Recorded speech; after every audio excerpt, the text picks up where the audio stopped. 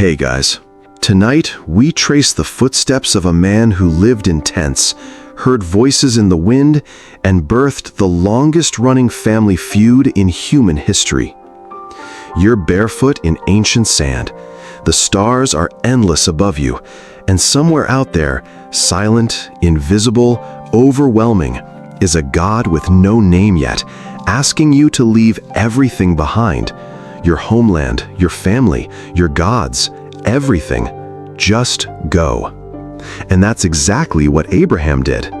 Or at least, that's what 3 billion people today say he did, though they can't agree on what it meant, what it led to, or who has the right to claim it.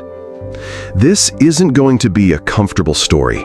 You're walking into 4,000 years of tribal lines, wars wrapped in scripture, and a man who may not belong to anyone because he belonged to a God no one could see. You probably won't survive this, not unchanged anyway. So before you settle under your own stars tonight, take a moment to like the video and subscribe, but only if wandering through faith, mystery, and a bit of holy tension is your kind of bedtime ritual. Now dim the lights and let's step quietly into Abraham's shadow together. You feel the sun on your neck, that old Mesopotamian heat that doesn't just press, it peels. The wind smells like dust, goat sweat, and the fading incense of someone else's gods. You're not Abraham yet, you're Abram. The name is still short, like the list of things you know for sure. A voice, silent to others, thunderous in your bones, says, "Go. Leave your country, your people, your father's house." That's it. No divine curriculum, no commandments on stone, no map even. Just go. You don't even know where, just that you'll be shown. This is how faith begins, not with clarity, but with disorientation. And still, you walk. No one knew then that this would split history open, that this single, inexplicable migration would become the shared origin story of 3 of the world's largest religions: Judaism, Christianity, Islam. The 3 tectonic plates of belief, all grinding against one another at the point where your sandals touch sand. It's almost funny. They all claim you. They all quote your stories. They all say your God is their God. But they can't even agree on what your story is. Some say you offered Isaac as a sacrifice. Others say it was Ishmael. Some say you were the first Jew. Others say you were a pre-Muslim. And others again insist your true legacy wasn't blood or land, but belief alone. Historians still argue whether you even existed. But let's set that aside for now. The real weight of your story isn't whether it happened, it's that it keeps happening over and over again. Because tonight, you don't just read about Abraham, you become him. You walk away from the gods of Ur, statues with fixed eyes, stuck smiles, unable to move. You walk away from a culture where the divine is predictable, transactional. Sacrifice this goat, get a good harvest. Chant this prayer, win a war. You walk into a void where the God speaks without image, commands without explanation, promises without timeline. You're not just relocating, you're deconstructing. You bring your wife, Sarai, your nephew, Lot, a few servants, and livestock, always livestock. But what you carry most is the unspoken, the voice you can't explain, the belief you can't prove, the quiet terror that this might all be a cosmic joke and you're the punchline. Every night you pitch a tent, not a temple, not a throne room, just a temporary shelter, something you can pack up quickly in case the voice says, move. That becomes your rhythm. Pitch, pray, move. You don't build cities, you build altars. Not to ask for favors, but just to remember that the voice spoke, that you said yes. It's absurd, isn't it? You're not young, you have no heir. You're wandering hostile lands where everyone already has their own gods, their own rituals, their own rules, and yet you walk as if promised something no one else can see. A land you don't own, a child you don't have, a future you'll never live to see. And that's when the voice returns. But this time, it's not just an instruction, it's a promise. Look up at the sky, the voice says. Count the stars if you can. You squint, you try, it's hopeless. Your descendants will be like that. And you laugh, not out loud, but inwardly, because that promise is ridiculous. You and Sarai are way past the biological deadline, but you believe anyway. And in that moment, something shifts, not in the sky, but in you. Because maybe that's the true meaning of chosen. Not that you're better, not that you're right, but that you believed the impossible before it was reasonable. And maybe, just maybe, that's what made you the prototype, the blueprint, not of one religion, but of three. 3 paths built on a man who never claimed to start one. You're the common ancestor of Scripture's most divided children, and you didn't ask for any of this. You didn't know you'd become the figure invoked by empires, warlords, prophets, and presidents. You just knew that you heard something no one else did, and you moved. Now, pause. Look back. You've left Ur behind. You're not in Canaan yet.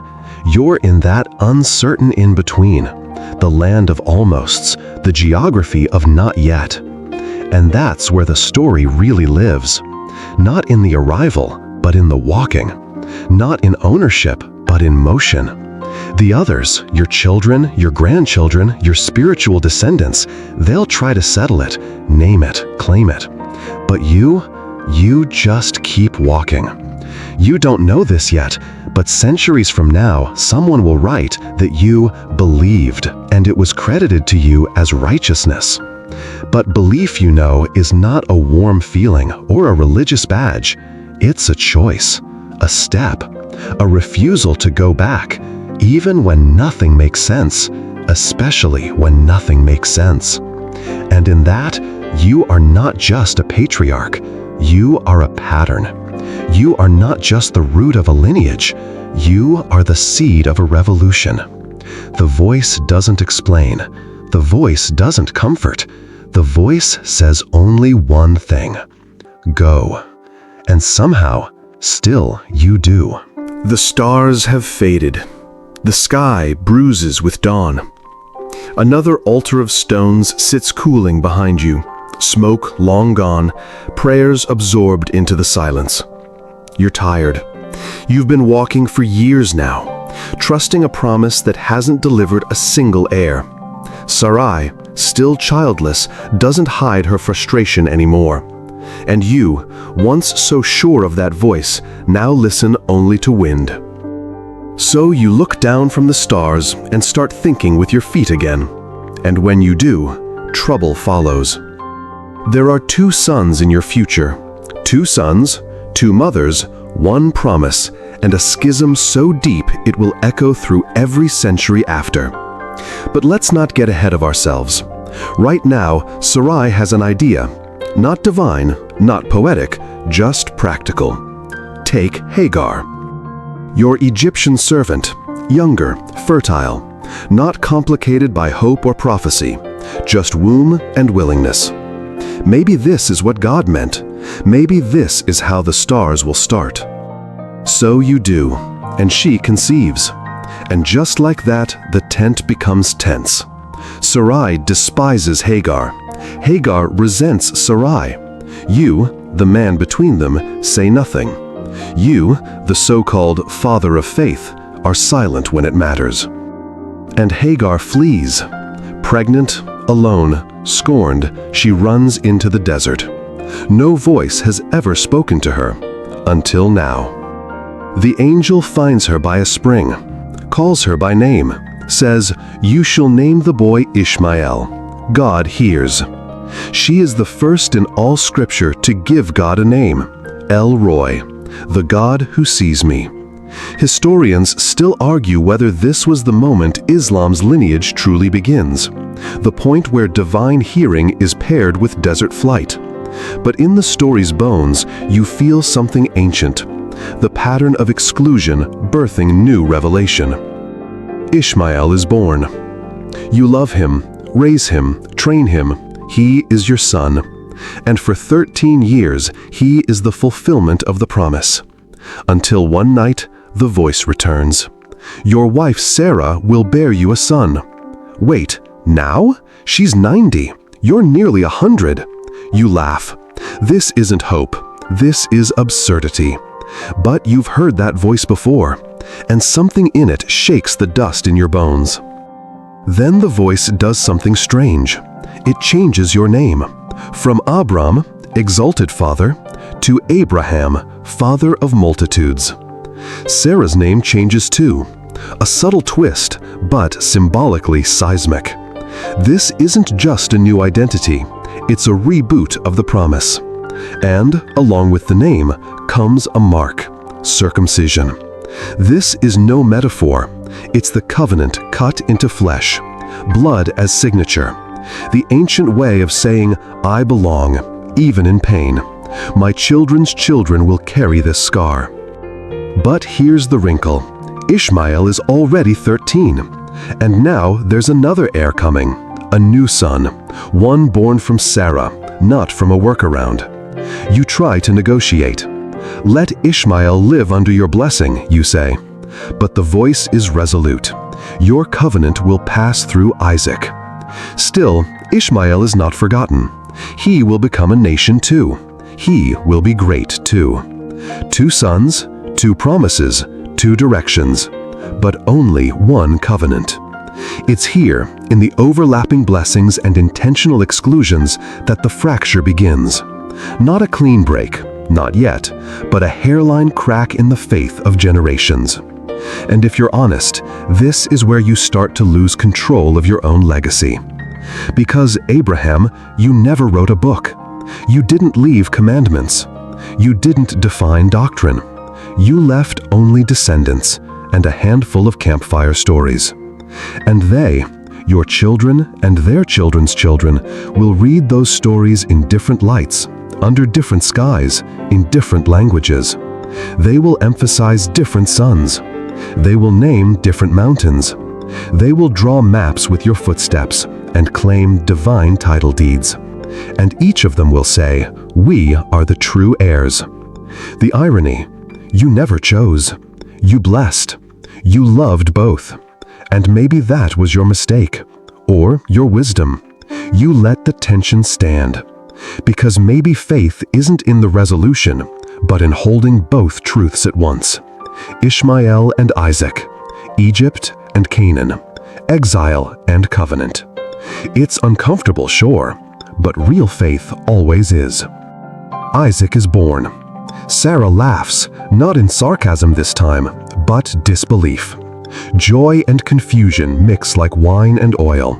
And suddenly, you're a father again, older, more tender, a little afraid. Now there are 2 boys, 2 claims, and Sarah sees it coming. She watches Ishmael play near Isaac. She hears the potential for confusion. She smells rivalry like smoke before the fire. Send her away, she tells you, that slave woman and her son. You hesitate, but the voice confirms, let her go. So you pack water, bread, and grief into a skin. You hand them to Hagar. You don't meet her eyes. You watch her walk away with your firstborn. She wanders again, finds the desert again, collapses under the same sun. But again, the voice finds her. Again, it provides. Again, El Roy sees. Ishmael survives and becomes a nation. You won't see that. You'll never know his tribes, his prayers, his sons' sons. But they will speak of you. They will claim you. They will shape the crescent moon around your name. And so will the ones who come through Isaac. And neither will agree on what you meant. But they will all say, Abraham was ours. It's funny, in a tragic sort of way. You were called to be the father of multitudes, but no one told you that multitudes come with friction, that blessings divide, that faith doesn't always unify. Sometimes it splits. like a seed splitting open to grow, and each root takes its own path. Isaac is born. Sarah laughs, not in sarcasm this time, but disbelief. Joy and confusion mix like wine and oil, and suddenly you're a father again, older, more tender, a little afraid. Now there are 2 boys, 2 claims, and Sarah sees it coming. She watches Ishmael play near Isaac. She hears the potential for confusion. She smells rivalry like smoke before the fire. Send her away, she tells you, that slave woman and her son. You hesitate, but the voice confirms, let her go. So you pack water, bread, and grief into a skin. You hand them to Hagar. You don't meet her eyes. You watch her walk away with your firstborn. She wanders again, finds the desert again, collapses under the same sun. But again, the voice finds her. Again, it provides. Again, El Roy sees. Ishmael survives and becomes a nation. You won't see that. You'll never know his tribes, his prayers, his sons' sons. But they will speak of you. They will claim you. They will shape the crescent moon around your name. And so will the ones who come through Isaac. And neither will agree on what you meant. But they will all say, Abraham was ours. It's funny, in a tragic sort of way. You were called to be the father of multitudes. But no one told you that multitudes come with friction. That blessings divide. That faith doesn't always unify. Sometimes it splits. Like a seed splitting open to grow. And each root takes its own path. The tent is quiet again. One child gone, another sleeping beside Sarah. The sky is soft with twilight, and the fire crackles just loud enough to keep your thoughts from screaming. You've obeyed everything. You've walked where no one walks, believed what no one believes. You've risked your marriage, your status, your body. You've let go of one son, held on to another. And now, just when it all feels settled, the voice comes back. But this time, it doesn't ask for movement. It asks for a knife. Take your son, the voice says, your only son, whom you love, Isaac. Go to the land of Moriah, sacrifice him to me. You freeze. Your heartbeat drowns the fire. Did you mishear? No, the voice is unmistakable. There's a kind of horror only parents know.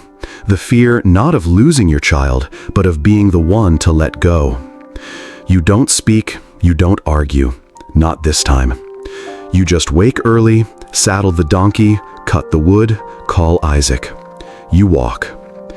Historians still argue whether this was a test of obedience, a rejection of pagan sacrifice, or a divine drama staged for later theological use. But in the quiet, on the way up that mountain, all you know is that you're carrying fire and wood, and your son is asking questions. Where's the lamb, Father? And you answer the only thing you can. God will provide. 3 words that burn worse than the knife in your belt. You build the altar, lay the wood, bind the boy, raise the blade. You don't know how this ends. You only know the voice asked. And just as you move, Abraham, Abraham, you stop. A ram bleats, tangled in the thicket. You drop the blade. The boy breathes. You breathe. And the voice names you again. Not Abraham this time, but faithful. That mountain becomes a monument, Moriah. Later, it will be a city, Jerusalem. Later still, it will become the blood-stained epicenter of 3 religions who all trace back to this moment and forget the ending. Because here's the strange thing. You didn't sacrifice Isaac. That was the whole point. You didn't. And yet, how many sermons, how many battles, how many doctrines will be built on the idea that God demands your dearest in blood? They'll miss the ram. They'll miss the interruption. They'll miss the mercy. But not you. You remember the sound of brush snapping. You remember the weight of that silence. You remember the terror of obedience and the even greater terror of grace. You remember that God stops the knife. You descend the mountain with Isaac. Nothing is the same. You talk less, you worship differently. You've been emptied and remade. And in a way, that's what the voice was always doing, reshaping the covenant, moving from ritual to trust, from transaction to surrender. Not because God needed the test, but because you needed the rupture. Because sacrifice was never meant to be about blood. It was always about what you were willing to give up, your certainty, your identity, your grip on control. And in that moment, you became not just a father, you became a mirror. Because the ones who come after will all see themselves in you. The Jews will remember your altar and bind their lives to law and lineage. The Christians will echo this story in their theology of a father and a son on a hill. The Muslims will tell this story with different names and meanings, but the same ache in the throat. 3 stories, 1 terror. 3 faiths, 1 interruption. 3 religions, 1 interruption. They'll all stand on that mountain and swear it was theirs, but none of them will look at the blade still lying in the dust. They'll quote your faith. They'll forget your fear. They'll turn this moment into legend and ignore how you almost broke. It's easier that way. They want you strong, unwavering, the prototype of belief. They don't want to see the tear in your eye when you untie Isaac. They don't want to feel your knees buckle when the ram cries out. They want the patriarch, not the man. But if they looked closely, they'd see the real covenant wasn't sealed with a sacrifice. It was sealed with restraint. The hand didn't fall. The lamb was caught. The mercy was sent. And that is the secret nobody wants to admit. Abraham's God was never interested in death. He was interested in change. And the deepest change happens not in blood, but in surrender. So you come down the mountain, different. Isaac walks beside you, quiet. The fire you carried now burns in your bones. And somewhere behind you, a ram grazes on a mountain it saved. You return from the mountain to a world that hasn't changed, but you have. Isaac laughs less. You laugh less. Sarah asks no questions, but her eyes never stop scanning your face. The tent is quiet again, and for once, it's not peace, it's aftermath. Time passes, slow and silent. Then, Sarah dies. She'd always been your mirror, your doubter, your partner in the ridiculous promise, and now she's gone. You bury her in a cave in Hebron, not just to honor her, but to stake your first legal claim to the land you were promised. A tomb is your first real possession in Canaan. Isn't that poetic? You were promised a nation, you get a grave. Still, you grieve the way only someone very old and very tired can grieve. Not loudly, not with wailing, but with silence, with sighs, with looking at empty cushions and not moving them for days. Eventually, you wake up. There is work to do. Isaac must marry. But not just any woman, not a local, not a Canaanite. You call your servant and say, "Swear to me, you will not take a wife for my son from here." Instead, send him back to your family, back to your past. Isaac, the promised child, must be joined to someone who understands the covenant, someone rooted, someone chosen. So your servant goes, camels, gifts, prayers, and he finds her, Rebecca, strong, decisive, willing to leave everything behind. Sound familiar? Isaac loves her, or at least he learns to.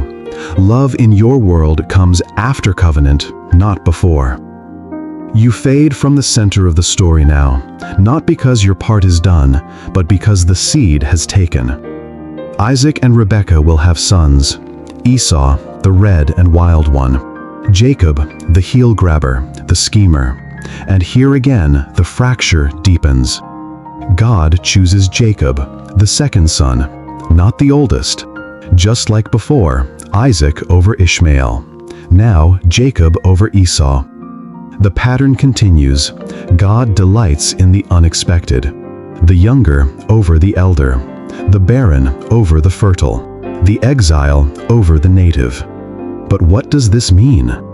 For centuries, scholars have debated whether this pattern was divine reversal or just ancient storytelling logic. But deep down, you suspect it's something else. God is not trying to be fair. God is trying to be free, unbound by human logic, unpredictable in love. It's offensive. And that's the point. Meanwhile, Jacob will become Israel. He'll wrestle angels, raise 12 sons, birth tribes. A nation begins to pulse in the story's veins. But not so fast. There's still the matter of Ishmael. He too has sons, 12 to be precise. Isn't that interesting? 12 tribes of Israel, 12 princes of Ishmael. 2 trees growing side by side, 2 families claiming root in your bones. But no reconciliation. They do not blend, they mirror, and mirror images often clash. Now, step back, look wider. Jerusalem is still just hills and tents, no temple, no war yet, but the seeds are there. The cave of Machpelah, where Sarah lies, where you will lie, is claimed by all 3 faiths. Jews say, our mother is buried here. Christians say, our spiritual forefather lies here. Muslims say, Abraham, the prophet of submission, rests here. Same grave. 3 keys, and the lock rusts from overuse. Later, Jerusalem will become the most fought-over city in history. The Temple Mount, the Dome of the Rock, the Church of the Holy Sepulchre, and beneath it all, your memory. Each group builds atop the others. Each says, this is ours. Each traces the deed back to you. But none of them visit your tent. None remember the wandering man who had no throne, no scriptures, no army, just a voice, a promise, and a willingness to walk. They want the patriarch, not the pilgrim. They want borders. You wanted stars. And the irony twists tighter. Because your story, once fluid and open-ended, becomes the property of institutions. Kings will invoke you, priests will weaponize you, prophets will redefine you, and in time, people will die not for what you believed, but for what they think you believed. They'll build walls where you pitched tents, draw lines where you walked open paths. They'll turn your journey into a boundary dispute. But not yet. For now, in your last days, you sit at the edge of your camp and watch Isaac walk with Rebekah. You hear their laughter, their tension, their prayers. You wonder which stories they'll tell the children. And you wonder what kind of God would call one man to fracture history so beautifully, so violently, so permanently. The answer doesn't come. It never does. But the wind still moves. The voice still echoes. And you still listen. Because faith didn't end on Mount Moriah. It doesn't end in a tomb. It ends where it began, with the quiet, terrifying whisper, go, and the decision to rise. Again. You're gone now. Not buried in gold, not embalmed like a pharaoh, just laid in a cave beside Sarah, wrapped in cloth and remembered by breath, not monuments. You didn't leave a throne, you left a direction. But the story refuses to die with you, because now the sons begin to multiply, and with them, the misunderstandings. Isaac's line blooms into Israel. Jacob's 12 sons scatter like seeds, each with a banner, a future, a grudge. One son, Joseph, ends up in Egypt. And just like that, your people are not in the land of promise. They're in exile again. Egypt, where pyramids pierce the sky and gods wear animal faces, where slaves build cities and forget how to pray, where the silence of heaven becomes unbearable. And then, boom, a burning bush, a stutterer named Moses, 10 plagues, a sea torn open. And suddenly, your great-grandchildren are free. This is where things escalate, because the voice that once whispered to you now thunders on mountaintops. Tablets, laws, blood on doorposts, priests with robes and rituals. A full-blown religion emerges. And the Jews call it Torah, instruction, covenant, commandment. You didn't have this. You had stars and altars. Now they have 613 rules. They become the people of the book, ironically, before the book even finishes writing itself. And still, they call themselves your children. But now there's a twist. The law, beautiful and terrifying, begins to do what all laws do. It divides between clean and unclean, holy and profane, us and them. It draws lines around God. And just like that, the tent becomes a courtroom. Now, skip ahead a few centuries, because here comes a seismic shift. A carpenter from Nazareth, calloused hands, soft eyes, unsettling parables. He walks dusty roads like you once did, Abraham. He speaks of the kingdom. He welcomes sinners. He breaks bread with outsiders. And he dares to call God Father. Sound familiar? Jesus of Nazareth. To many, he is the Messiah, the Anointed One, the fulfillment of prophecy, the bridge between heaven and earth. To others, he is a heretic, a rebel, a blasphemer. And to you, he's the echo of a story you didn't know you were telling. He says strange things, like the law was made for man, not the other way around. Like the meek will inherit the earth, like the first shall be last. And most offensive of all, he says Gentiles, outsiders, can be included too. No circumcision, no law, just faith. Just like you. That's the lightning bolt. Paul, his later follower, will latch on to this idea like a wildfire in the wind. He'll write, Abraham believed God, and it was credited to him as righteousness. Sound familiar? That verse becomes the hinge of an entire movement, Christianity. A faith not of bloodlines, but of belief. Not of ancestry, but of adoption. Abraham, they say, is our father, not by flesh, but by faith. And suddenly, you're more than a patriarch. You're a prototype. Not just of Jews, but of Christians. A new covenant is proclaimed, not with stone tablets, but with a broken body and an empty tomb. And yet, just like with your sons, the old line and the new one clash. Jews say, God's promise is to Israel. Christians say, the promise was fulfilled and now expanded. And just like that, the fracture deepens. Synagogues excommunicate. Churches theologize. The same God is praised and disputed by people who all claim to follow the same man. You. It should feel holy. It feels like a family argument that's lasted too long. And the irony is brutal. Because Jesus never renounced his Jewishness. He kept the feasts. He quoted the prophets. He prayed in Hebrew. But within decades of his death, followers begin calling him divine, Son of God, Word made flesh, Emmanuel. They build creeds where he told stories. They crown him where he washed feet. And the tension becomes unbearable. By the 2nd century, the split is official. 2 religions, 1 father, 1 argument. Now, pause here. This is your first retention spike moment.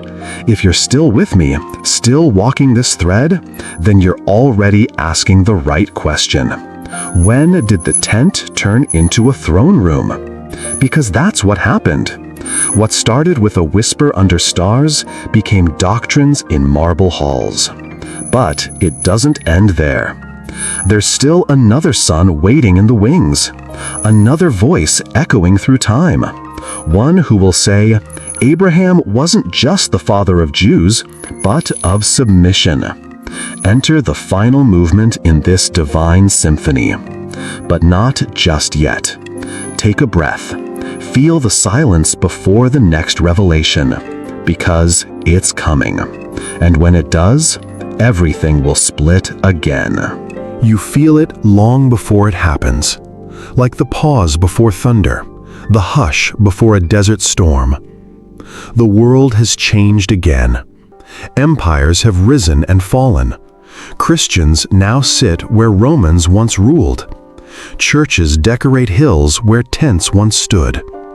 The followers of Jesus have built cathedrals on foundations you never poured. And across the sands of Arabia, another wind begins to stir.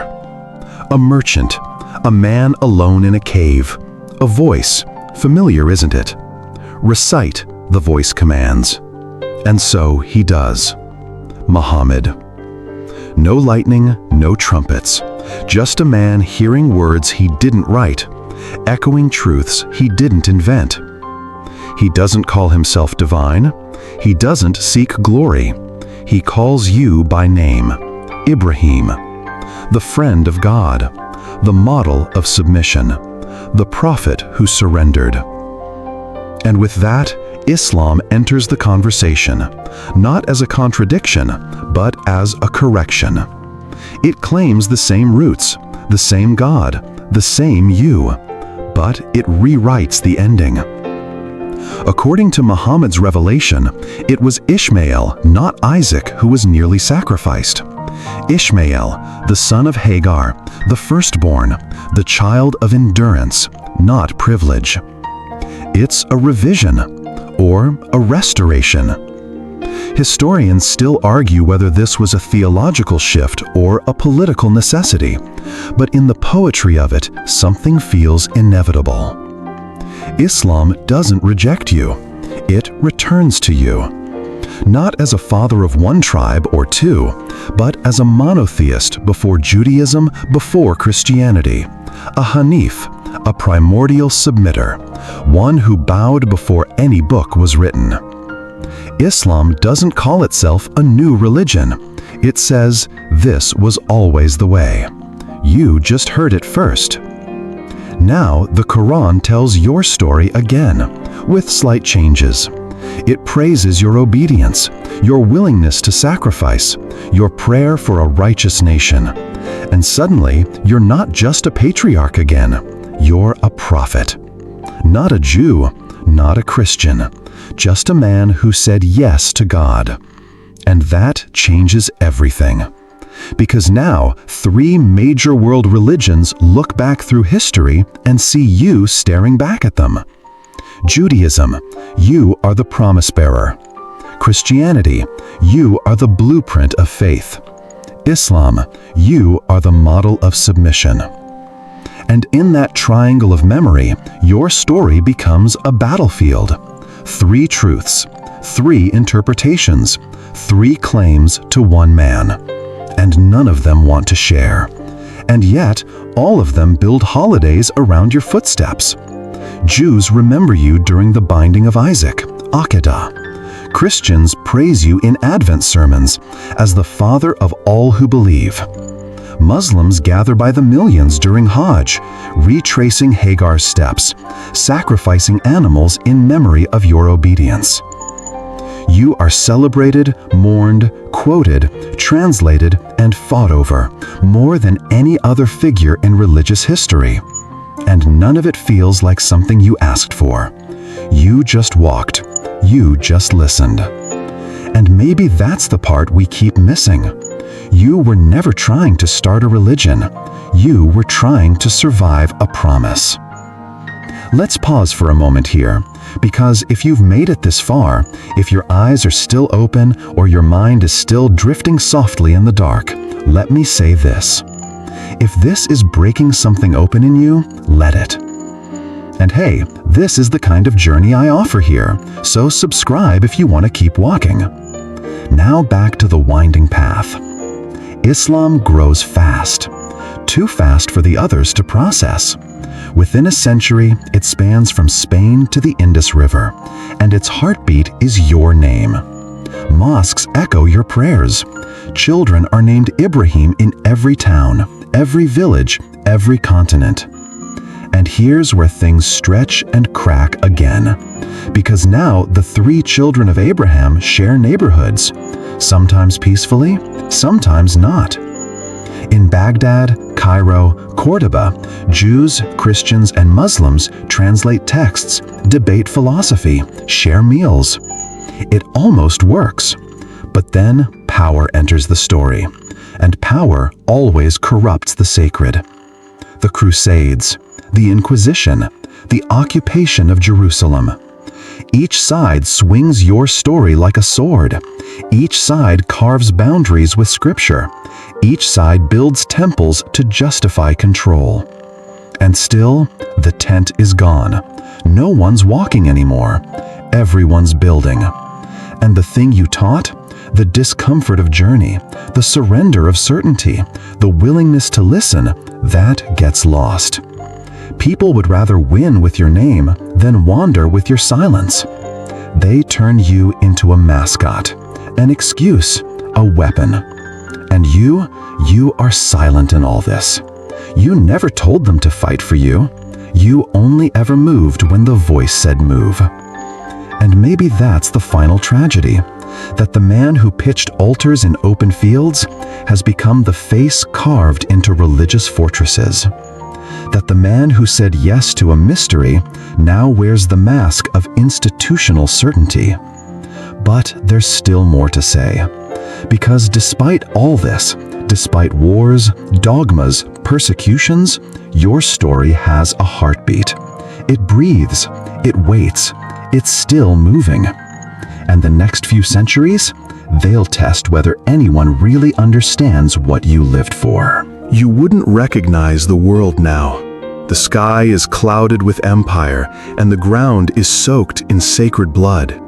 Jerusalem has been taken, retaken, renamed, desecrated, and anointed, all in your name. Churches rise on its hills, mosques echo across its stones, synagogues press against its ancient walls. Everyone claims to love you. No one seems to agree on what that means. It's the Middle Ages now, though no one calls it that yet. Jews live in ghettos. Christians fight Muslims in brutal crusades. Muslims rule caliphates that stretch like shadows across continents. The children of your children raise armies with scriptures on their lips. And yet, none of them seem to remember how you never raised a sword. You held a staff, a tent peg, maybe a shepherd's sling, but not a blade. You fought no holy war. But now, holy war is all the rage, and your name is whispered before every siege. At this point, the differences between the religions aren't just theological, they're territorial, liturgical, political, deep-rooted and institutionalized. Judaism becomes a religion of memory, always looking back, holding tight to covenant and exile, marking festivals by the moon, telling stories around candlelight, guarding Torah scrolls like their oxygen. Christianity spreads through Europe, adopts robes and cathedrals, becomes Rome's legacy. It no longer looks like a persecuted sect, it becomes the persecutor. Converts kings, crowns emperors, builds an empire of salvation through sacraments and saints. Islam continues to expand through trade, scholarship, and sometimes conquest. It becomes a civilization. Arabic becomes the language of law, poetry, medicine, philosophy. Mosques ring with your name, Ibrahim, peace be upon him. And yet, for all their differences, they orbit the same sun. You're the father of the faithful. But now your faith has factions. They argue over the nature of God, the timeline of revelation, the path to salvation. They debate the age of the earth, the number of angels, the exact moment Abraham tied down his son. Some say you were about obedience. Others say you were about trust. Still others say you were about radical submission. They write volumes. They burn libraries. They canonize. They excommunicate. But they all start with, "In the beginning, there was Abraham."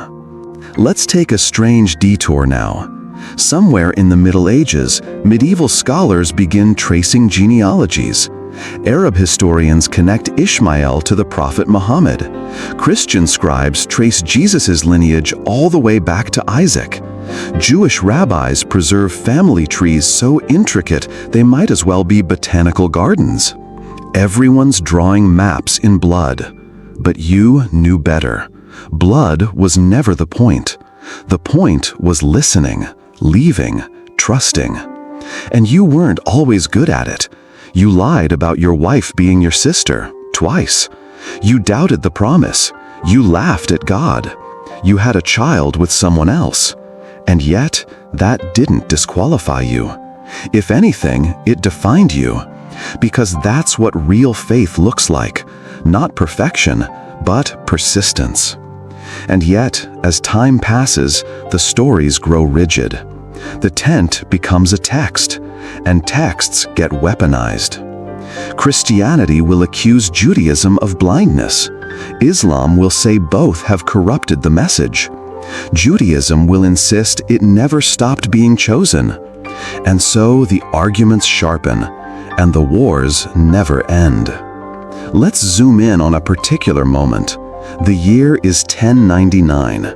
Crusaders storm Jerusalem. Men wearing crosses on their tunics butcher Muslims and Jews alike. Blood runs through the streets ankle deep. They say they're reclaiming the Holy Land. They say they're marching for Christ. But your name, Abraham, is still hanging above the door. Centuries later, Muslims will retake the city, then lose it again, then take it again. It becomes a seesaw of sacred blood. And in all this, no one asks what you would do. Because you didn't conquer Jerusalem, you walked through it. You didn't build walls, you dug wells. You didn't hoard land, you gave Lot the better portion. You didn't kill in God's name, you trusted in it. But that's not how people remember. Because people don't want tension, they want resolution. And your story, it resists that. It always has. You died without seeing the promise fulfilled. You passed on before the land was yours. And that, maybe, is the most faithful thing you ever did. Die disappointed, but still believing. Because belief isn't proven by arrival, it's proven by endurance. And now, in this fractured medieval world, that endurance has been institutionalized, but not internalized. Religions wear your name like armor, but they don't feel your ache. They don't carry your silence. They don't remember that you weren't trying to be remembered. You were trying to be obedient. And maybe, if they remembered that, the wars would stop. Maybe the fire would calm. Maybe the tent could be pitched again. But for now, the cities burn, and your name is carved into swords. The world modernizes, but the war doesn't end. It just changes its clothes. No more crusader tunics or caliphate banners. Now it's treaties, partitions, bombs with names, and documents with your legacy folded neatly into them like a footnote too sacred to question. The city at the center of it all? Still Jerusalem. Still the same dusty hill where you almost sacrificed a son. But now it's barbed wire and checkpoints, synagogues and minarets, gunfire between prayers. And through it all, your name, whispered, shouted, justified. But let's rewind just a little before we step into the present. Let's talk about books. Because your children became people of Scripture, each convinced that their book got it right. The Torah, the Gospel, the Quran. 3 volumes, 3 rhythms, 3 versions of the same beginning. And yet, none of them fully agree on your story. In the Torah, you're the first to make a covenant with the Creator, a private contract written on circumcised skin and passed from Isaac to Jacob and on through generations of suffering and survival.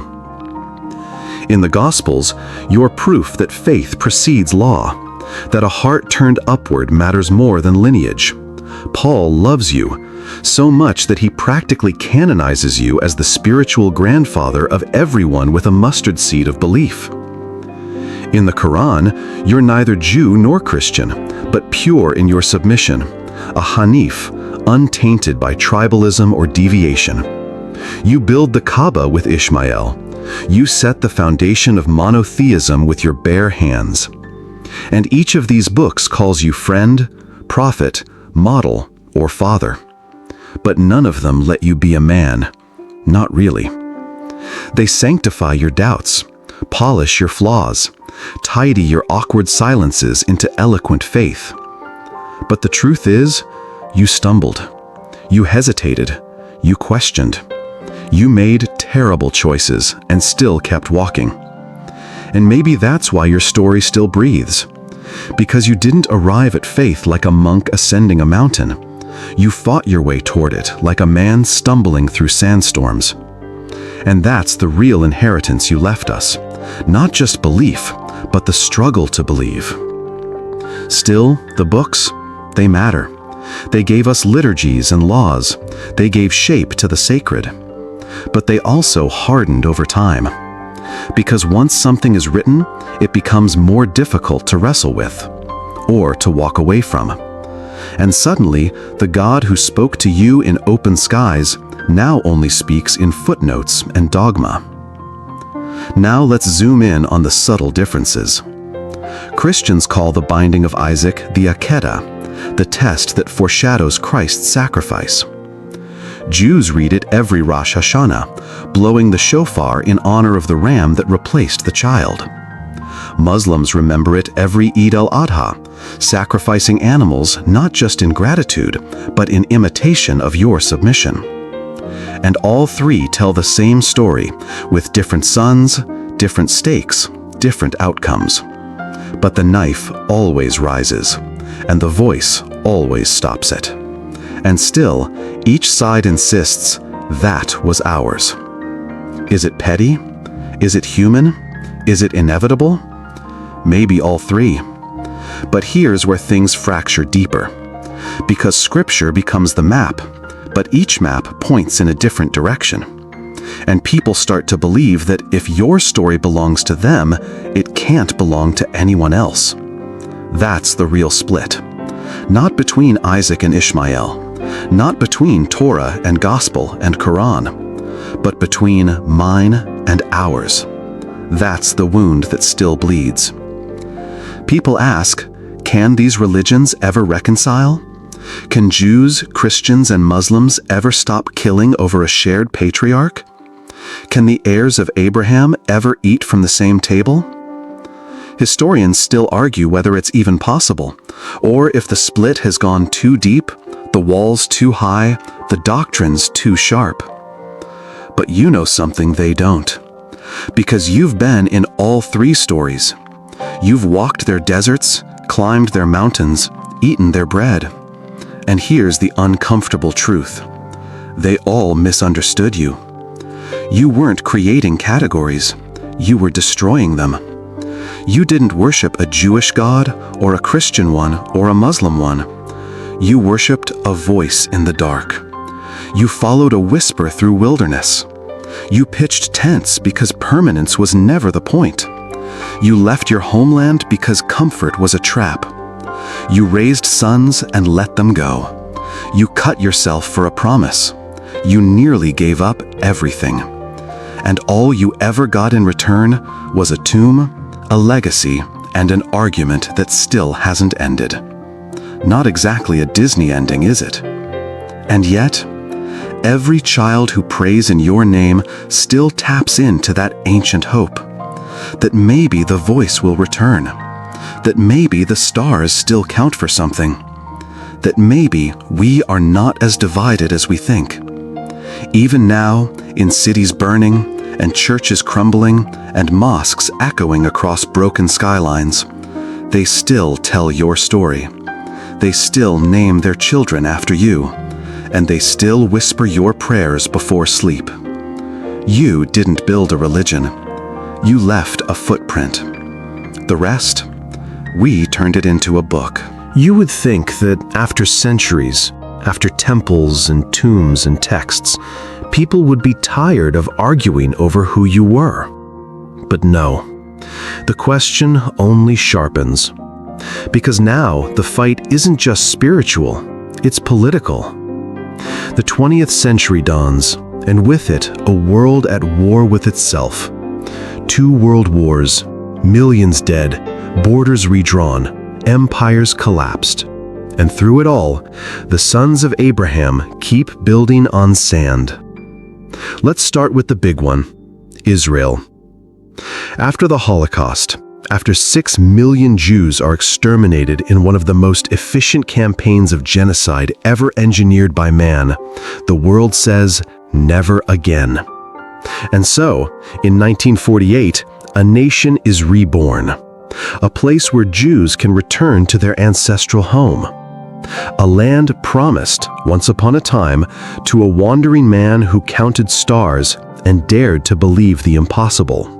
You. But of course, it's not just Jews who trace their story to this land. Palestinian Muslims, many of whom have lived there for generations, also point to you, to Ishmael, to submission, to the Kaaba and the sacrifice. The land isn't empty. It never was. And suddenly, your legacy becomes a geopolitical firebomb. Whose promise counts? Which son gets the inheritance? Whose version of you is allowed to plant flags? Historians still argue whether the conflict is truly religious, or if religion is just the most convenient mask for deeper power plays. But on the ground, rockets fly, walls rise, people die. And through it all, your name is spoken like a mantra or a curse. Abraham, Ibrahim, Avraham. They call you peacemaker, father, prophet, but they don't act like it. Now let's pan out again. While the Middle East burns, the West spiritualizes. Evangelical Christians in America begin preaching about the end times. They talk about Israel, not as a geopolitical state, but as a prophetic countdown clock. They say the return of the Jews to the land is part of God's great final act, that Jesus will come again soon. And you, Abraham, are right there in the subtext. Not as a person, but as a plot device. Your faith becomes currency in a spiritual stock market. Meanwhile, Muslims point to the same land and say, this is where Muhammad ascended to heaven. This is where Abraham stood. This is our sacred ground. And Jews say, this is the land of covenant, of Isaac, of promise. And no one wants to share. It's like watching a family divide the living room while the house is still burning. And the irony? They all agree on some of the most profound things. One God, a day of judgment, reverence for you, and a deep, aching desire to be righteous. But somehow, that shared core never prevents the fracture. Why? Because religion doesn't just answer questions, it creates identity. And identity, once formed, will fight to protect itself, even at the cost of truth. Now, here's your second pacing spike. If you're dozing off under the blankets, listen closely. The real legacy of Abraham is not what people believe. It's how they behave toward the people they disagree with. And by that standard, all three religions have failed you at some point. Every one of them.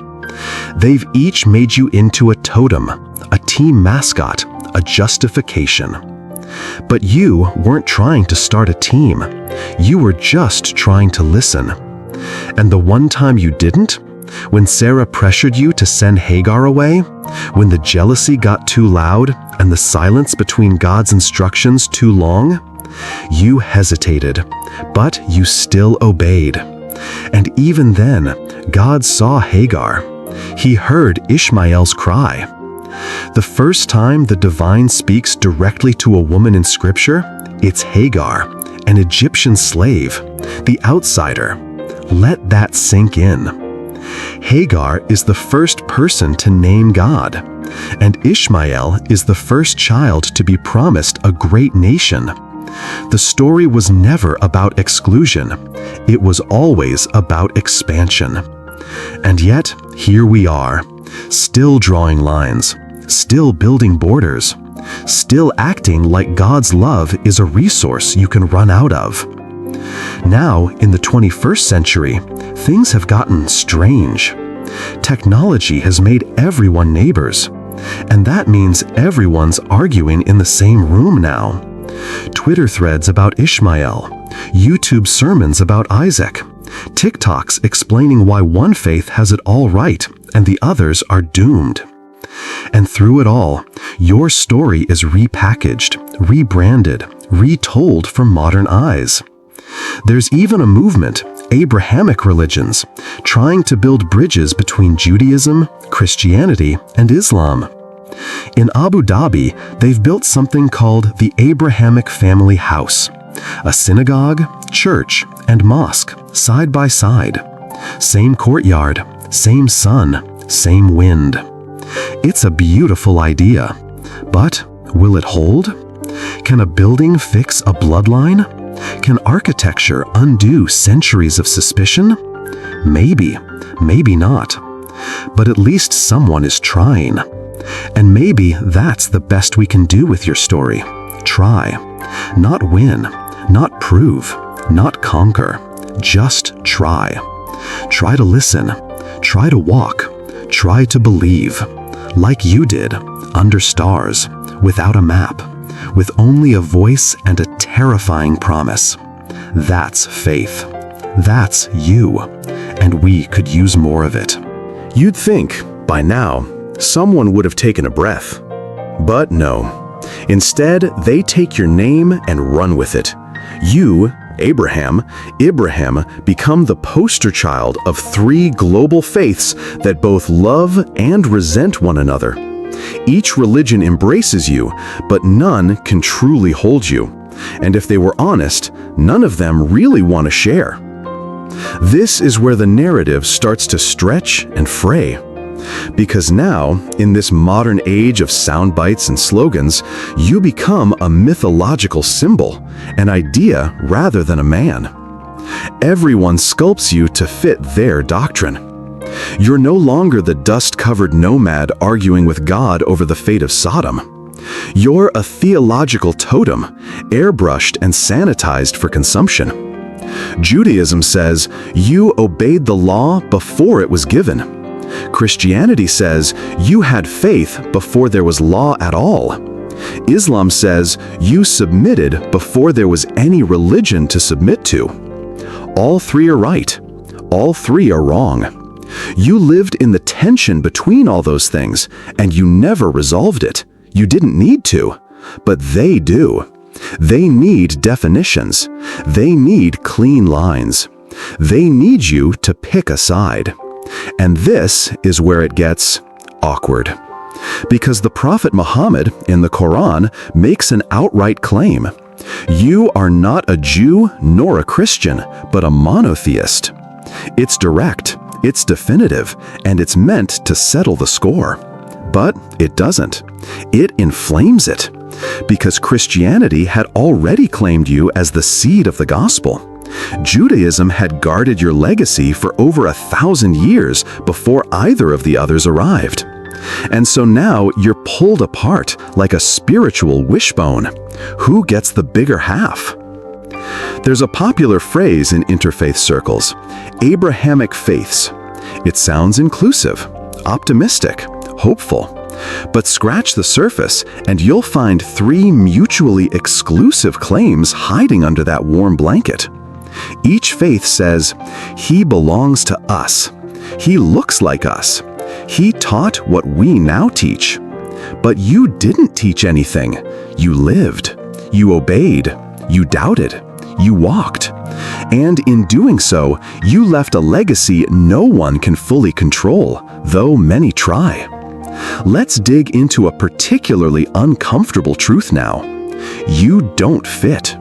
You're too wild for dogma, too old for theology, too human for hagiography. And maybe that's why people keep fighting over you, because they can't own you. Not really. So instead, they reinterpret you. In rabbinic texts, you're a Talmudic genius, foreseeing the law before it was given. In Christian commentaries, you're a proto-saint, a man who prefigures justification by faith. In Islamic hadith, you build the first house of worship, the Kaaba, and teach pure Tawheed, the oneness of God. And in every case, the raw messiness of your life gets edited out. No mention of that awkward night in Egypt. No stammered prayers of doubt. No long silences between instructions from heaven. Just glory. Just legacy. Just myth. But myths are easier to weaponize than men, because men are contradictory, messy, unreliable. And you, Abraham, were all of those things. That's what made you holy. Now let's pan in on something deeper, something internal. Each of these faiths has something of a complicated father complex with you. Judaism sees you as the founder of the chosen line, but your choices often complicate that destiny. Christianity reveres you, but also uses you to sidestep Jewish law. Your faith becomes the lever that lifts the weight of the Old Testament. Islam honors you, but reassigns your climax, puts Ishmael on the altar, and reclaims the patriarch through him. Each reimagines you to heal something within themselves. And that healing process, like all healing, is painful. So let's take a quiet detour. Imagine a dinner table, 3 chairs, 1 Torah, 1 Gospel, 1 Quran. In the center, your sandals, worn from walking, cracked by the sun, still holding dust from places no map records. Around the table sit your children. They glance at each other, then at your sandals. They all remember you, but not the same version. Each one speaks of sacrifice, of obedience, of faith. But each uses different words, and each thinks the others are a little bit wrong, maybe even dangerously wrong. Now imagine you walk in, not as a prophet, not as a patriarch, just as a father. What do you say? Do you correct them? Do you pick one? Do you storm out? No. You tell another story, a wandering story, a story without an ending, and you ask them to walk with you again. But they're not ready. They have temples now, and laws, and institutions, and dogmas, and they've built them all around you. But you're outside again, still walking, still listening, still waiting. Because faith doesn't sit well in buildings. It lives best in motion. Now pause. Here's a callback you may not have expected. Remember when God told you to go? That was never just physical. It was existential, spiritual, generational. Go not just from your homeland, but from your comfort, your conclusions, your assumptions, and your pride. And the religions that claim you, they'll need to hear that call again. Because buildings crumble, but tents can be packed up and moved, just like you. It's ironic, isn't it? The man who heard God in silence, in stars, in the stillness of a desert night, He's now the cornerstone of institutions that never stop shouting. You pitch tents. They build cathedrals. You walked barefoot on sand. They march in robes, swinging incense. You listened. They lecture. And now we enter the age of orthodoxy, where what you believe isn't just personal, it's enforceable. This is the age of saints and heretics, of creeds and councils, of holy branding irons. Because nothing says sacred legacy like lighting someone on fire for getting theology wrong. Let's start in Christian Europe. It's the 4th century. Christianity has been legalized. Soon it'll be institutionalized. And with institutions come rules. The Nicene Creed is formed. Jesus is begotten, not made, and of one substance with the Father. Sound familiar? Not to you. You weren't defining divinity, you were just following a voice. But theology now becomes law. And dissent? That becomes dangerous. By the Middle Ages, the Church controls not just belief, but behavior. Get it wrong? You're not just mistaken, you're a threat. Enter the Inquisition. Trials, confessions under torture, books burned, bodies broken, all in the name of preserving the truth that you, Abraham, supposedly began. And it's not just Christians doing this. Muslim empires too will splinter. Shia and Sunni, mystics and literalists. They'll argue over succession, revelation, ritual. Some Sufis will whirl and sing and write love poems to the divine, calling back to your yearning. Others will condemn them as blasphemers. And the cycle repeats. Declare truth, persecute deviation, repeat. Even Judaism, which rarely had the power to persecute, develops its own internal boundaries. Who is a Jew? Who gets to interpret Torah? Kabbalists in Safed will see the world as a mystical dance of divine sparks. Your story becomes one piece of cosmic restoration. Meanwhile, rationalists debate how much allegory is too much. And always, your name is at the start of the scroll. Here's where it gets almost tragic. They all think they're protecting your legacy, that the fire they wield is holy fire, that orthodoxy must be enforced to preserve the beauty of the original faith. But you didn't enforce anything. You pleaded with God to spare Sodom. You made room for Lot.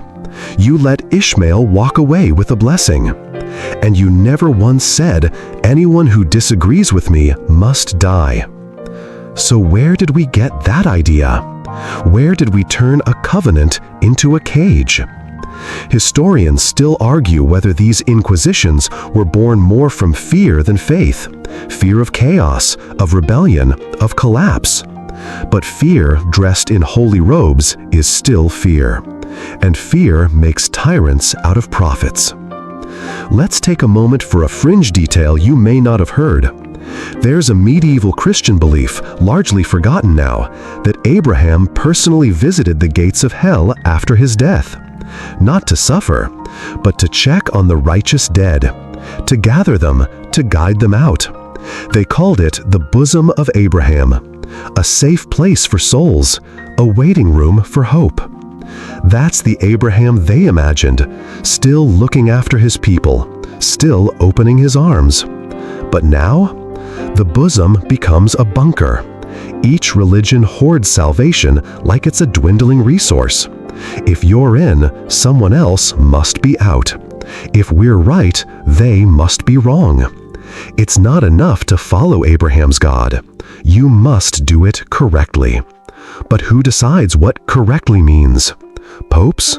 Caliphs? Rabbis? Reformers? Martyrs? Doctrinal purity becomes an idol, one that demands blood. Let's slow this down a bit, because if you're still here, still drifting between these uneasy ideas while the night stretches long and deep around you, take a moment. Breathe. Because here's a soft CTA for your soul. This channel, it's not about answers. It's about asking better questions. So if that's your kind of late-night theology, you know what to do. Now, back to our wandering prophet. Here's a quieter truth. The heretics were often closer to you than the orthodoxy ever realized. The mystics, they didn't want to define God, they wanted to experience Him. The reformers, they weren't trying to break the faith, they were trying to remember it, to strip away the marble, to find the tent again, to follow the whisper. And sometimes that whisper got them killed. But the voice doesn't die with the body, and neither does the truth. It waits, just like you did, under stars, with sand in your sandals and questions in your chest.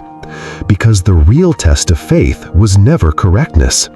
It was willingness. Willingness to go, to trust, to surrender. And the moment any religion forgets that, it's no longer following you. It's just dressing itself in your clothes. And that's the most dangerous heresy of all. It's getting harder to tell the difference now between worship and warfare, between salvation and suspicion.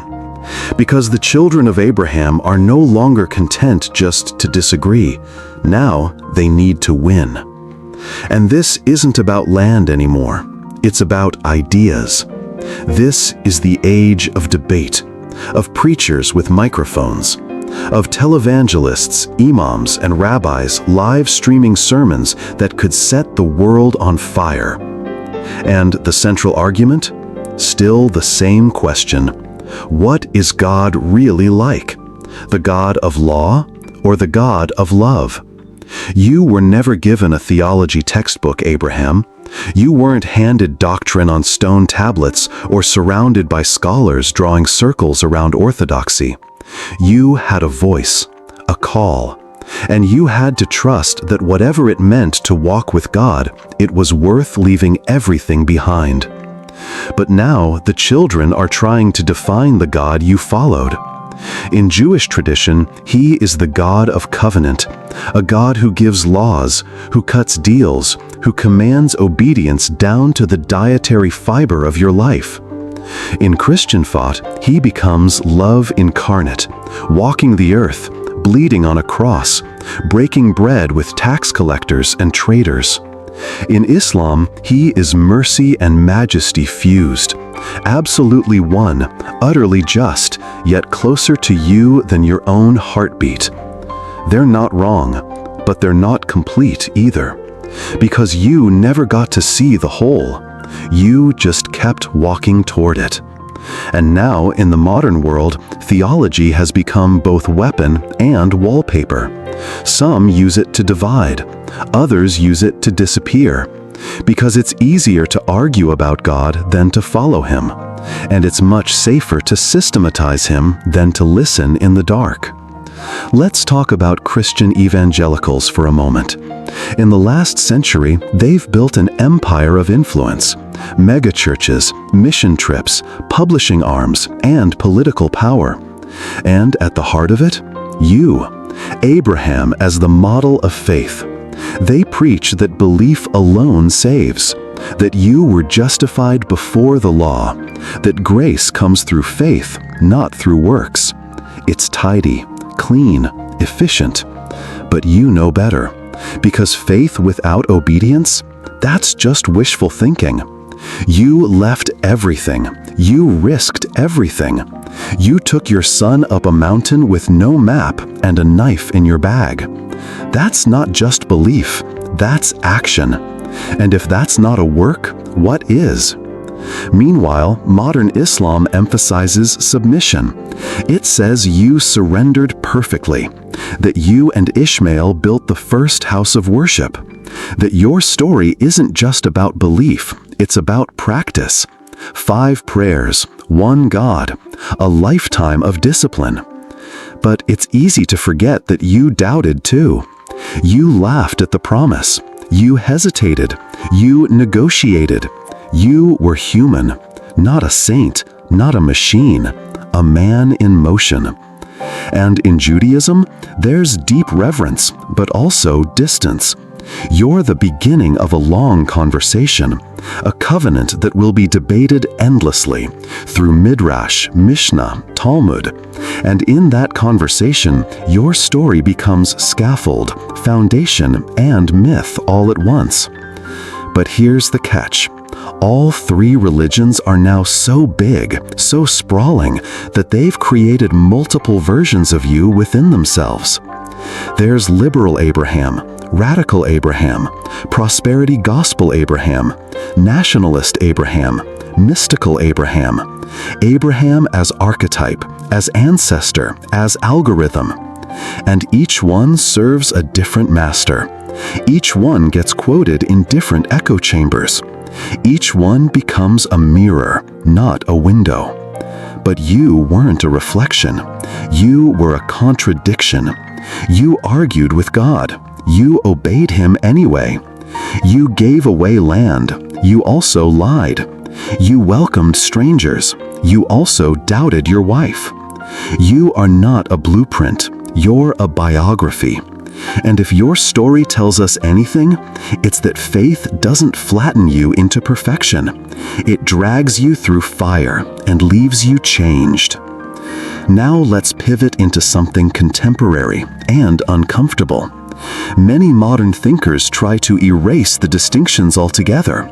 They talk about Abrahamic faiths like a smoothie. Blend it all together, ignore the contradictions, emphasize the love, downplay the law. It sounds nice, but it's dishonest. Because the differences matter. They define us, shape us. And the tension between love and law, that tension is holy. You lived in it, so should we. Historians still argue whether the push for interfaith unity helps or hurts the actual depth of religious understanding. Some say it builds bridges, others say it builds fog. But either way, they're trying. And maybe that's enough, for now. Because your story doesn't demand agreement, it demands movement. And here's a callback you didn't expect. Remember the first words God spoke to you? Go. Not understand, not agree, just go. So maybe the goal isn't to resolve whether God is love or law. Maybe the goal is to walk toward both, to believe in both, to live like both are true, because they were for you. You followed the God who gave you a child in old age. You also followed the God who asked you to sacrifice him. Love and law, a heartbeat and a blade. And in both, you obeyed. Not because it made sense, but because you trusted the voice. And today, that voice still whispers. Through Torah scrolls, through Gospels, through Arabic script on sunlit pages. It's quieter now, but it's still there, calling you to walk, to believe, to risk, and to let the rest go. If the theologians and empires twisted you into a monument, then the mystics tried, sometimes desperately, to set you free. You see, not everyone who inherited your name wanted to trap it in stone. Some whispered it like a prayer. Some danced it into the dust. Some wept it into the margins of their poetry. This is the section where things get quieter, but also deeper, more dangerous too in their own way. Because mysticism isn't about doctrine, it's about experience. And that's terrifying for any structure built on certainty. Let's start with Judaism. The Kabbalists saw you as more than a patriarch. They saw you as a channel, one of the 10 Sephirot, the emanations of God's infinite light. You, Abraham, represent Chesed, loving kindness, the overflow of mercy, the beginning of divine generosity in the world. They said the act of binding your son wasn't just obedience, it was mystical surrender, an opening in the fabric of reality. Your story became cosmic, symbolic, a dance between human fragility and divine force. Then there's Christianity. Enter the contemplatives, desert fathers, medieval monastics, Mystics like Julian of Norwich or Meister Eckhart. They didn't just want to worship God, they wanted to be absorbed into Him, to become one with the love that spoke you into the sand.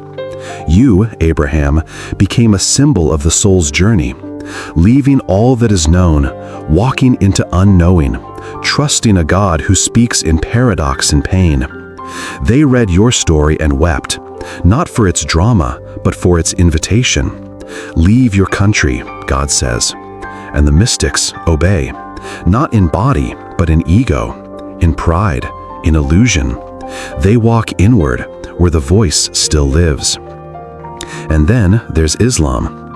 Nowhere do the mystics sing your name more beautifully than the Sufis. They call you Khalilullah, the friend of God, the one who didn't just believe in the divine, but loved Him, intimately, fearlessly, fiercely. The poetry of Rumi, Hafiz, and Ibn Arabi drips with longing for the same God you walked with under the stars. They don't argue about which sun was on the altar. They ask what it means to put yourself there, to offer not your child, but your will, your ego, your control. And when they spin, the dervishes, in white robes like petals swirling in the wind, it's not just a performance, it's a reenactment of your journey, of your trust, of your surrender. Mysticism doesn't care who owns the land. It asks who hears the voice. And it insists that God is not a doctrine to memorize, but a lover to pursue. It's romantic, terrifying, beautiful, and it threatens the institutions like nothing else. Because mystics don't obey, they burn. Not always physically, though sometimes, but spiritually. They dissolve the lines. They blur the boundaries. They say things like, "I am nothing but what God is in me," and that gets them into trouble. Sufi mystic Al-Hallaj was executed for saying, "I am the truth." He meant union. They heard heresy. You, Abraham, would have understood, because you also stood alone, also heard what no one else did, also stepped forward with trembling faith. Historians still argue whether mysticism undermined religion or saved it from suffocation. But one thing is certain. Mystics remember your footsteps, even if they forget your name. They walk deserts. They question everything. They listen longer. And sometimes, they dance. Let's focus on one more fringe thread. There's a tradition, more folklore than canon, that says when you died, Abraham, God wept.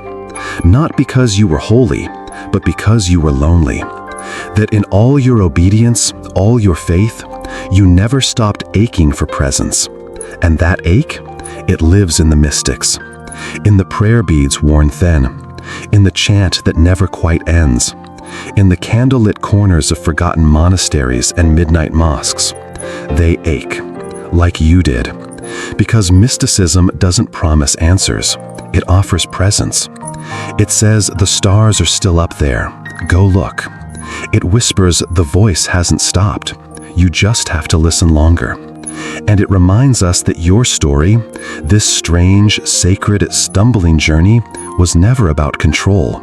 It was about contact. You weren't trying to build a religion. You were trying to build an altar. And maybe that's why the mystics love you more than the clerics ever could. Because they too are altar builders. They pile their questions, their fears, their whole selves, and set them on fire. Not because they know what will happen, but because they hope, just like you did. And now, here we are. Modernity, where Abraham's name still echoes, but now it ricochets between skyscrapers and drone strikes. We've left the tents behind. Now we have borders, armies, UN resolutions, and YouTube comment wars. And somehow, in the middle of all of it, your story still matters. Not in quiet reverence, but in loud, televised urgency. This is the part of the journey where the ancient becomes uncomfortable. Because people are still dying in your name. Not because of what you did, but because of what you symbolize. The Middle East has become a haunted stage, and the ghosts are not just political, they're theological.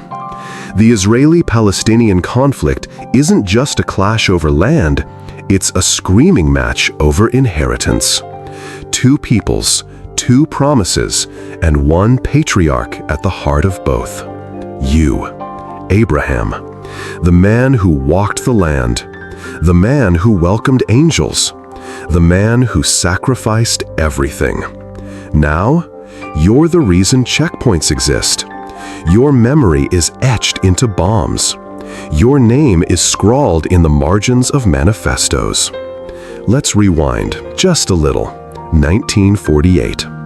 The State of Israel is born, and with it, the start of a modern wound. The Nakba, the catastrophe, as Palestinians remember it, displaces over 700,000 people. The world redraws lines in the sand that's always shifted under its own weight. And suddenly, it's not just Isaac and Ishmael arguing anymore. It's governments, superpowers, oil pipelines, and prophecy timelines.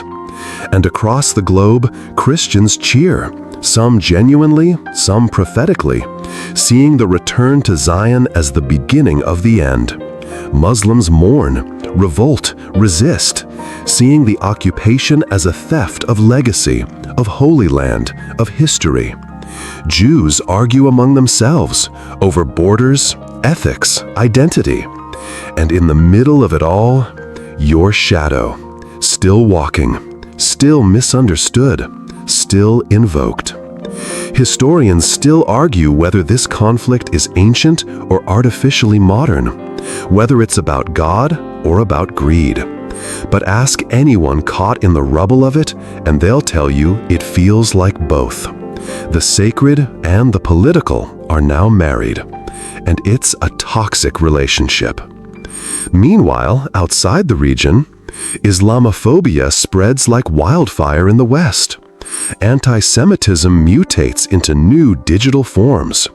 Christian nationalism rears its head in parliaments and prayer breakfasts. Everyone wants to own you again. Everyone wants to say, "We are the true heirs."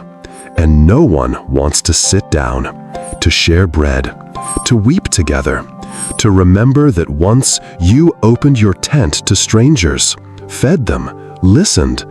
But now, the tent is a fortress. The bread is rationed. The strangers are enemies. And the voice? It's harder to hear over the gunfire. Now, let's zoom in on something strange. Some evangelical Christians in the United States support Israel politically, not out of solidarity, but out of eschatology. They believe your descendants must return to the land to trigger the second coming. It's prophecy, they say, a divine chess match. And the irony? They don't expect Jews to be saved until Jesus comes back. So the support is both generous and conditional. Apocalyptic charity.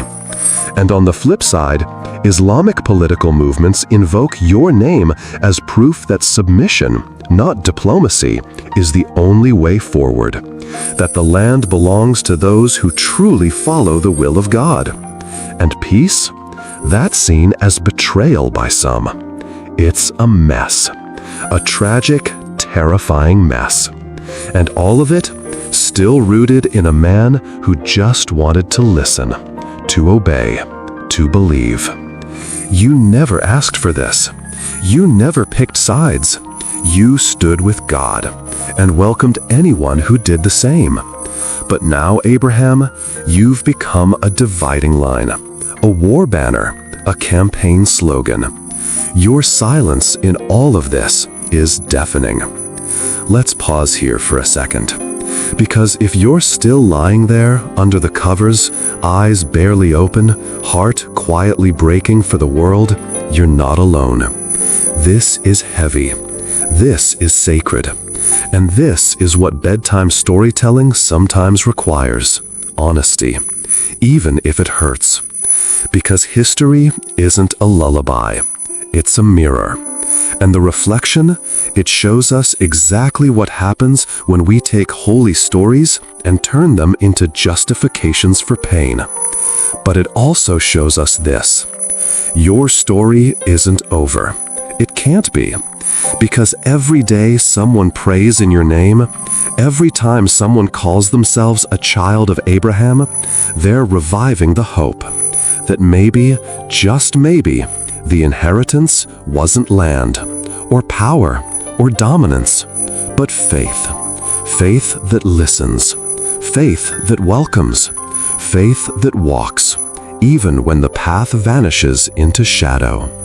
So if there's a prayer still worth whispering tonight, it's this: that we remember the stars, that we follow the voice, that we put the knife down and pick the bread back up. Because the world needs your tent again. Not your legacy, not your politics, your tent. You're back where it all started. A man, a tent, a night full of stars so numerous they defy counting, and silence. Not the silence of absence, but the kind that hums with presence. The kind you have to lean into. The kind where everything is possible. You're sitting outside again.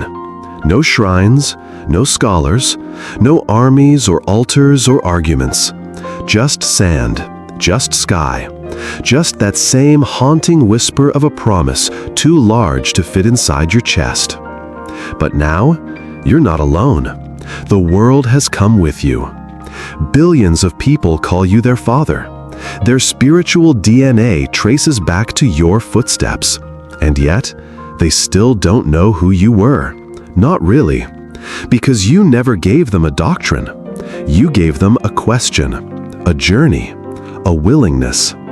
Let's go back to that moment. God says, go, and you do. Not because you know where, not because you agree, but because you trust. And that is what they all forgot. The religions that bear your name built cathedrals and mosques and synagogues, but they forgot how to pitch a tent. They developed laws and books and commentaries, but they forgot how to listen to silence.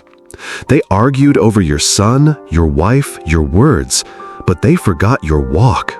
The slow one, the dusty one, the one that never truly ended.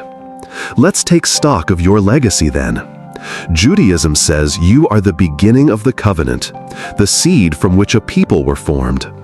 Christianity calls you the father of faith, the one who believed before anything was written.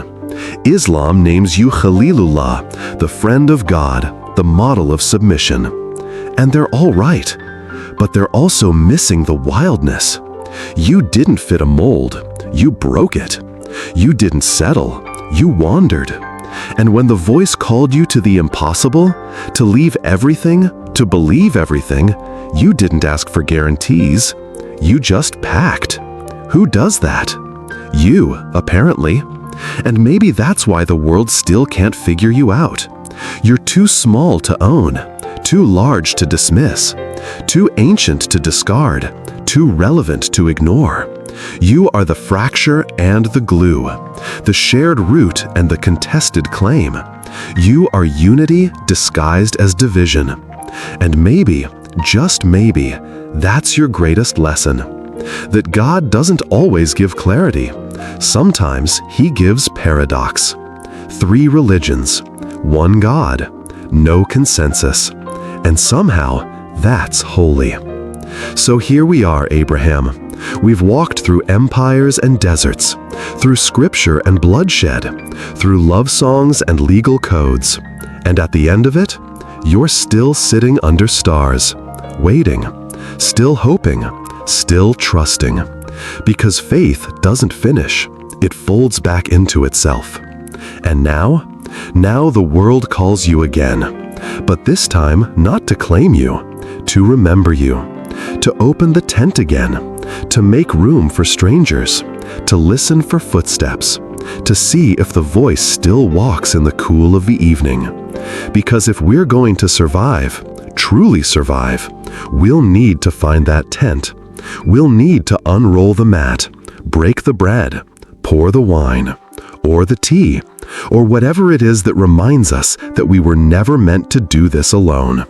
You were never alone, not really, and neither are we. Because your journey wasn't just yours, it was always ours. A map scratched in starlight, a story that still walks, a name we whisper when we're trying to believe in something bigger than ourselves. A father, flawed, faithful, forgotten, remembered. Abraham. So here you are, lying quietly now. The journey behind you, the echoes of distant sandals fading into a gentle hush. You don't need to understand it all. You don't need to solve the riddle of 3 religions and 1 man. All you need to do is breathe. The kind of breath that's deep and slow, like desert wind through a half-open tent flap. Let it settle in you, the silence Abraham knew so well. The kind that wasn't empty, but full, heavy with waiting, rich with presence. You might never walk a desert, or argue with God, or hold a knife over something you love. But you do walk. You do listen. You do carry questions in the dark, hoping they turn into answers by morning. And that's faith. Not certainty, not conquest. Just a quiet, persistent willingness to move forward. So let the stars guide you tonight, not to answers, but to awe. Let the tent reopen in your heart. Let the bread be enough. Let the voice, if it speaks, find you ready. You've traveled far with Abraham tonight, through kingdoms and cathedrals, through war cries and whispered prayers, through a tangled, tender story that still dares to believe in blessing. And now it's time to rest. Let the dust settle. Let the fire burn low. Let the journey wait. You've earned it. Sleep well, wanderer.